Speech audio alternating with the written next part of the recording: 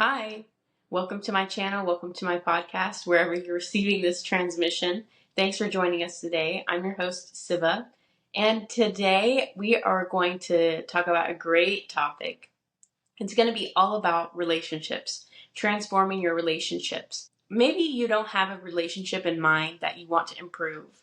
Maybe you're single, maybe you don't live with anyone, but this will also answer the question of how do I start attracting really great people into my life that can help me level up? And if you do have relationships that you want to deepen or improve or really get back to feeling good again, this will also have some answers for you. We're going to talk about the most important keys to having thriving relationships, what that looks like on a personal level, what that looks like regarding another being, and how you can be the best version of yourself so that you can be in great relationships where you all lift each other up to be your highest potential. So first key, the bare basics, self-mastery or a level of personal development is the best way to foster and nurture your current relationships and attract the best people into your life. Most of the time when we talk about seeking things externally, we're talking about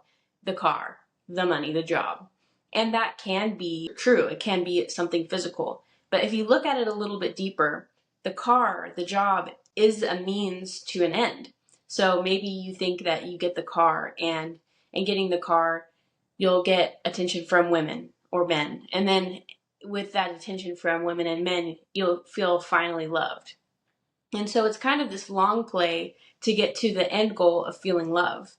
Another way we can search for things externally is by using other people. And that's kind of like the long play I was talking about before, but it can also show up as, hey, I really want a girlfriend or a boyfriend right now because I feel like they would solve my problem. Subconsciously, I know that I want love, I know that I want attention, and I think another person could give me that. While it's true, obviously, people contribute to our lives. We are social beings. Thinking about it in those terms specifically can lead to problems because you're now approaching your relationships, other people, with a void. And you're saying, I have this void, I think you can fill it. And I'm going to use you to fill this void. The problem with this is now that person is no longer a person. They are a tool. They're a means to an end. How do you think you can truly value someone, see them for who they really are, and have a great connection when you see someone as basically a means to gain? You can't. And when you're using a person as a tool, they can feel it. They can see it because it starts manifesting in ways that make the relationship really have a lot of friction. That type of thought pattern inspires control, resentment, neediness, and codependency. Obviously, there's varying degrees of this, but these thought patterns, these attitudes can unfold in a lot of ways within a relationship. And no healthy person who knows who they are, who has mastered themselves on any level, will A, hold that thought pattern, or if they get into a relationship with someone who does hold those thought patterns, they won't stick around for long. So if your intention is to attract healthy people that will help raise you up, yet you're holding an old thought pattern, an old paradigm of how relationships should go, it's not going to be compatible with attracting healthy people. We'll get into the new model of relationships and the new paradigm for your relationships shortly, but I really want to solidify why the old way won't work. When you're starting out with a void, you're coming to a relationship incomplete with the assumption that another person will complete you. I mentioned this inspires neediness, codependency, resentment, and control. The reason for this is every time you think that your tool is going to get taken away, that your void is going to be empty again, you're going to lose your JIT. Like, you're going to freak out. And the reason it inspires these negative things is because your safety at a root level, you are being threatened. Your safety, your survival is being threatened because you haven't completed the foundation to feel safe on your own. So anytime something even looks remotely close to that person being taken away, that person not doing their job as the tool, it threatens you. So now you've got a boyfriend and he just wants to go out with his friends, and you are screaming, throwing a fit, not allowing him to do that, not allowing him to have healthy relationships because you're feeling threatened at a deep level. And you can kind of see how that dynamic would unfold in different ways if you just don't have that base security. The opposite is coming completed. You're two people meeting both from a space of completion, creating something new. Hopefully now you see why the old way won't work. But what's the new paradigm for relationships? So it sounds like the old way is very me serving. I. It's all about, what do I get out of this relationship? What void are you filling for me? What are you doing for me? And how are you going to complete my basic needs? So maybe you would think the new way is others serving. Okay, what can I bring to the table of another person? And what can I do to contribute something to someone's life? And maybe making all of it about someone else. Well, not exactly either. Because a little bit of that is great. But you can think of maybe in your life examples of people who do it the complete other way, where maybe it is from the void that they feel within themselves as well. They overextend themselves. They feel like they've got to do this, that, and the third to keep someone around, or they'll leave, and whatever the case may be, you can see how the people who overextend themselves, who are all others serving, they look tired, and they end up saying, I did everything for you, why did you leave me? And so that model doesn't work as well. So what is way to serve everybody? Well, exactly that. The new model, the new paradigm for relationships you can start stepping into is relationships that serve everyone, an omni-win relationship. It serves me, it serves you, it serves the world. So us being together, it raises me up, it raises you up, and when we are together, our vibe is so good, we raise up other people around us, and we have such good ideas together that we contribute to the world. And I'm not kidding. Like that what I just described to you, that's how I feel with my friends. We come together and it's like, oh my gosh, we are in a groove, we're in a jive. It's electric. We are raising each other's energy, and we are magnifying our own intentions. When you get two people together and set an intention, it's like magic, first of all, if you didn't know. But when we get together, it's like, okay, I start to see we interact with other people, we raise up others, and it's just electric, and it's a different energy that someone else brings to the table that I don't have. So the more goodness you've got going on, the more it raises up everybody. So I want to talk about how you can really get into a groove of attracting those people and nurturing those relationships that not only uplift you, the other person, but also the world. So the first thing I would do if I were you is I would get so clear, crystal clear. What do you want out of your relationships?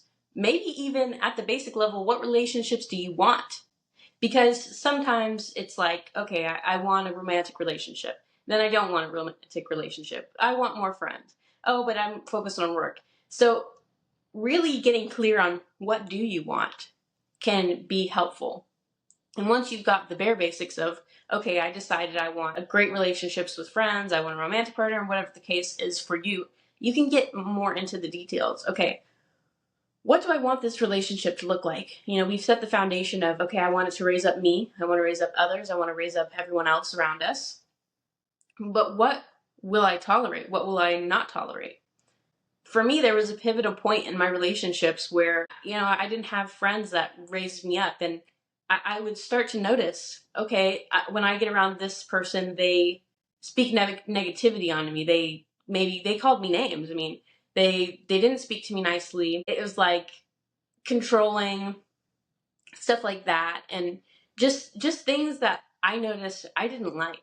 So if you notice those in your relationships, okay, this is the time to get clear. What do you want and what do you not want? the clearer you are on what your boundaries are, the easier it will be for you to enforce them, because it's not personal at that point. It's like, say you have a business and you love your employee, like they're a great employee, they bring so much fun to work, it's like a great time. But one day they steal from the register. It's like, dang, we had a great thing going on here. You did this for our customers, but you stole from the register. It's a fireable offense. It's not personal. I just can't keep you around here anymore. And that's kind of what I feel like for my relationships. It's like, I'm so clear on what will work, what will not work, that it's like, it's not personal. If you did a fireable offense, well, I'm sorry, but it's just not going to work out. Maybe you're not used to thinking about it, but your life is a business. So there are going to be things that contribute and there are going to be things that take away. And with the business of your life, you have to make executive decisions. We'll talk about enforcing boundaries later, but the first thing to setting up boundaries is like, hey, what will you tolerate? Because if you're not sure about what you will tolerate, when it happens, it's easy to like, they kind of skirted the line. It's like, I'm not sure, I'll let it slide. And you want to be clear on what you do want and what you don't want, because sometimes it's like people do mess up, but there's a level of what's detrimental to you and what's a learning experience. And a learning experience calls for, hey, I didn't even know to set a boundary around that. Let me go in, and now I know that that's a boundary for me, and now I can act on that. Then other times it's like, okay, that was detrimental to me, and that maybe I didn't even know to set a boundary around that, but now I can set that boundary, and maybe something really needs to change because that was a detrimental experience. But most of the time with the detrimental things that are truly negative, truly detrimental, like people talking down to you, people being rude to you, trying to control you, trying to do things that are just not serving you, you already know that you don't want that. You already know you probably had an experience like that in the past, and you know you don't want to repeat it. So if I were you, I would write down some things that will work for you in a relationship and some things are just not going to work for you, and that's okay. So now the second part. Once you have your what will work and what will not work, it's time to stand on business. I'm sure you've heard this before. You teach people how to treat you. And it's so true. And the thing is, with people that you've known for a long time, they're already trained. You've already trained them to behave a certain way towards you. So in the case of, okay, I'm changing up relationships now, you can kind of expect a little bit of pushback. I'm just going to be real. If you set a new boundary and this person has had free access to do whatever they want, walk all over you, sorry, hopefully that's not the case, but they're probably going to be a little bit of pushback. But the more you are solid on something, and it's like it's a non-negotiable, you already found out what your needs are. Now it's a non-negotiable. It's not going to change. And the more you're able to stand on that, the easier it will be for you to just maintain that. And with new people, it's easy. If you meet a new person, they're learning about you. You're teaching them how you are treated. You're teaching them how things work in your world. Maybe that sounds weird, but it's really not. We all do it. And so it's very easy to set up your boundaries with someone. Say at a doctor's appointment, the first time you're late, they're like, hey, by the way, the next time you're late, we're going to charge you a late fee. And next time you're not late. It's the same deal with people that you're just meeting. You're training them to what works for your life, and you're also learning what works for them. So it's quite easy to enforce boundaries, and it's good practice if you're not used to doing that, to do it with someone who's just getting to know you. But for the people that are in a relationship and you're wanting to just improve it, clear communication for new and old is going to be key, because how are people going to know what's going on with you, how you're thinking, how you're feeling, what you're wanting, if you're not expressing that? And I know it can be weird, like sharing, but that's the only way you're going to get what you're really wanting from a connection. So clear communication, becomes key, and not having any secret agreements. Not only should communication be clear, but really take a look at your expectations. And my goal for you is to get you to assume nothing. Literally assume nothing. This is the main way that relationships go sideways. One or both parties assume something, there's a complete miscommunication, and then there's an argument because it's like, well, I thought you were like, we were this, I thought we were that, and I thought we were going to blah blah blah blah blah, but you all aren't on the same page, and you were both looking for something that you weren't going to get. You're both having an expectation that won't be met. So being super clear and communicating, and clear on what your expectations are, and if you have an expectation or you have a need that you want met, expressing that. Don't think, oh, down the road we'll get to the point where they are, I don't know, picking up my laundry for me. But you have to have that conversation, you know what I mean? Because it's never going to happen if you don't. Part of being clear with communication and not having any secret agreements, being completely clear on what you are wanting, what you're doing with the other person, is speaking authentically. So say you do have a need. Hey, say it's a romantic relationship. Hey, I want it to be monogamous. I want us to be exclusively seeing each other. In order for you to express that need, it's a need, and don't push your needs away trying to be needless, because that's going to ultimately disempower you. So say you do have that need, you have that need. Now the key is speaking authentically. And that's a big part of being clear. It's like I assume you know yourself, you know what you want, you know what you need, but being able to express that openly in front of another person and being okay if they're not okay with it is the next step. A rough outline you can use is an I feel, I think, I want model.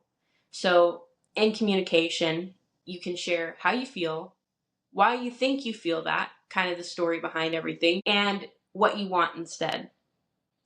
Those are kind of the key components, because most of the time people want to share their feeling about a situation. They want to share the reason why they think they're feeling that. And they want to share, and sometimes we forget, it's like the most important part really. They want something at the end of the day. So make sure that you're sharing that end result that you're actually wanting, because how is someone going to fulfill your need if you're not expressing it authentically? And especially if you are looking for a behavior change from another person and you're telling them how you feel. It's like, okay, well, if that person is really committed to the relationship, they're going to want to hear how you feel. They're going to want to change something. They're going to want to work with you so that the relationship can improve. And if they aren't caring about your feelings in general, well, that's a hint that something might need to change in regard with that person. But before you go all hot, ready to have these I think, I feel, I want authentic speaking conversations, this is really the key of mastering relationships. It does not matter what the other person is doing. It doesn't matter what's coming from them. What's the most important thing is what's coming from you. So say you do want to go have this conversation, or you want to set a boundary, or you want to just be grateful for their presence. Whatever the case may be, whatever you want to communicate, it doesn't matter so much your words. It doesn't matter so much your actions or how you do it. But what really matters is the energy that you're coming from. You could say, hey, could you pick up the laundry 1,000 different ways. You could really be coming from anger. You could really be coming from peace, joy. Hey, would you do me this great favor and pick up the laundry? Or would you freaking remember to pick up the laundry? All of the time, that is going to make or break the relationship. Where you're coming from most of the time. Because when you come from a lower energy vibe, like anger, resentment, pride, shame, that is going to trigger that other person to frequency match with you, because that is what relationships are really about, frequency matching. And sometimes when you have an argument, it's just two hurts talking. It's like, it's not even you all talking, it's just my wound about this and your wound about that, just having a conversation.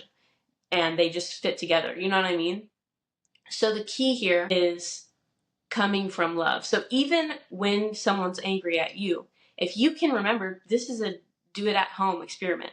If you can remember, hey, where am I coming from right now?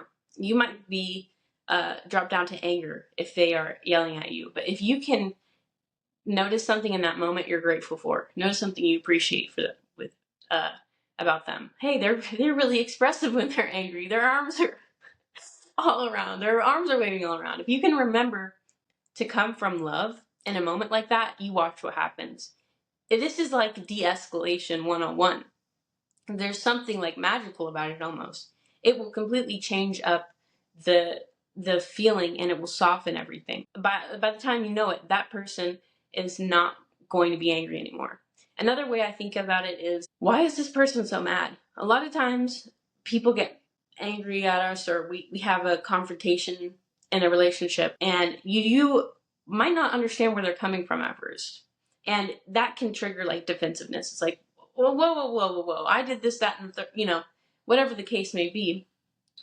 But you can kind of let that go by wondering, like, what's going on with this other person, truly? And dropping into listening versus reacting. And the more you train yourself to do listening instead of reacting, and where you're truly coming from, are you coming more from love, or are you coming more from fear? That will really transform your relationships. And the people who will be attracted to you when you are coming from love, regardless of what's going on, they're phenomenal. And that's really the make it or break it key of relationships. The top secret. So I encourage you, have a conversation with someone and come from love. See how they react. When someone's maybe not feeling great with you, come from love and listen instead of speaking or reacting, and see what happens. But the bottom line is, the more you know yourself, you know what you want, you know what you don't want, you can express that, and you can come from love when you do it, the clearer you're going to be. And the more certain you are of who you are and all of those details, that type of certainty will not just attract great people, but it will attract great circumstances, and it will really reflect your radiance back onto you in life. Just like anything, this is a skill. Talking to people, coming from love, expressing your wants authentically, it's all a skill. And the more that you do it, the better you're going to get at it. So get out there, meet some new people, talk to some old people, and really start practicing these skills, because it's not just going to benefit you with your spouse. It's going to benefit you at work. It's going to benefit you at the grocery store. It's going to benefit you when you're out and you're talking to someone who needs help and you're de-escalating a situation. So this is really goes all the way back to the beginning when I said self-mastery. Because when you're looking at relationships holistically like this, as an omni-win situation, and learning how to communicate, that goes back into self-mastery. And it makes it more about loving and serving yourself and everyone versus looking to gain something from a relationship. So with that being said, let me know how it goes with your relationship endeavors and how it feels speaking and communicating from love. Thank you all for tuning in. I appreciate you so much. If you want to work with me, there's a link in my bio and my Instagram at Civasoul. It's been so much fun. Peace and love at you.